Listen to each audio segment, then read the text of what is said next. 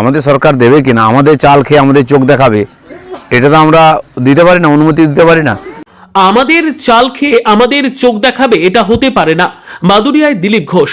বুধবার উত্তর 24 পরগনার বাদুড়িয়া এলাকার ঈশ্বরীগাছা মলিয়াপুরে এক বিজেপি কর্মীর বাড়িতে যান রাজ্য বিজেপির প্রাক্তন সভাপতি দিলীপ ঘোষ। ওই কর্মীর বাড়িতে এসে চেনা ছন্দে হুইল দিয়ে মাছ ধরতে দেখা যায় তাকে।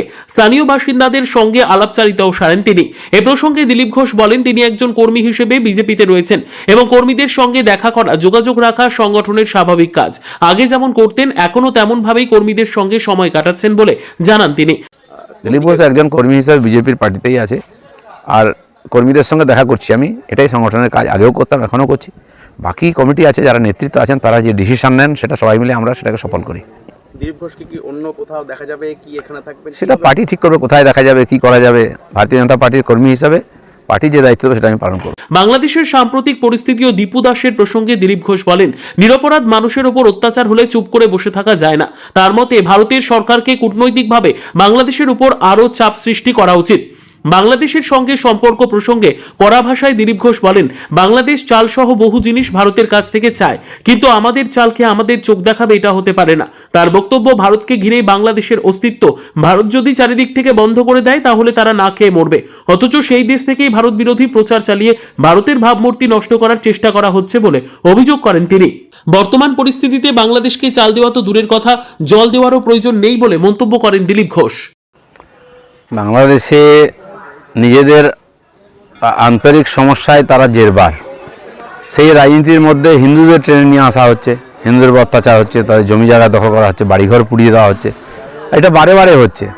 আর এখানে বসিরহাট, আমাদের যে উত্তর চব্বিশ পরগনা জেলা, বসিরহাটের দাঙ্গার সময় দেখেছি কার্তিক ঘোষকে, তার ছেলেকে হত্যা করা হয়েছে। ওখানেও হিন্দুকে হত্যা করা হচ্ছে, হত্যাকারী একই। স্বাভাবিকভাবে পশ্চিমবাংলায় হিন্দু সমাজ একে চিন্তার মধ্যে আছে, বিশেষ করে 24 পরগনার মতো বর্ডারের জেলায় তাদের মধ্যে টেনশন আছে যে যেভাবে হিন্দুদের উপর বিনা কারণে অত্যাচার করা হচ্ছে, তার প্রতিবাদ হওয়ার দরকার আছে। সেই জন্য প্রতিবাদ হচ্ছে এবং এটা চলবে। এবং বিনা কারণে ভারতের বিরুদ্ধে ওখানে যে বিষোদ্গার করা হচ্ছে, ভারতের বিরুদ্ধে একটা বিরোধী পরিবেশ তৈরি হচ্ছে বাংলাদেশে, তারও প্রতিবাদ হওয়ার দরকার। তাই জন্য স্বাভাবিকভাবে এখানকার নাগরিকরা করছেন।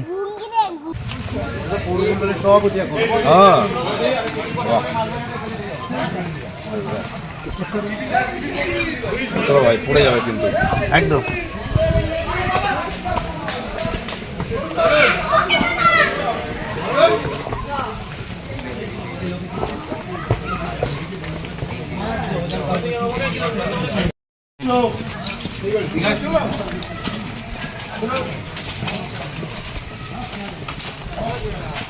ভারত মাতা কি জয়। বাবা, রোদে বসে ঘেমে গেলাম।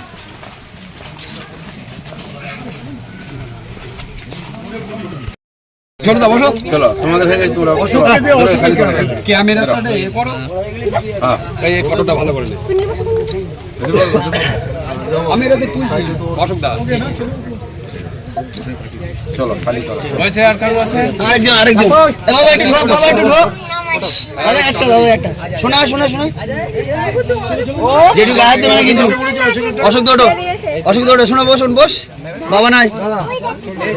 হ্যাঁ চলো, এটা আমার বেটা দাদা। গাড়িজি বাবান তো সিং ঢোক। চলো চলো চলো চলো চলো।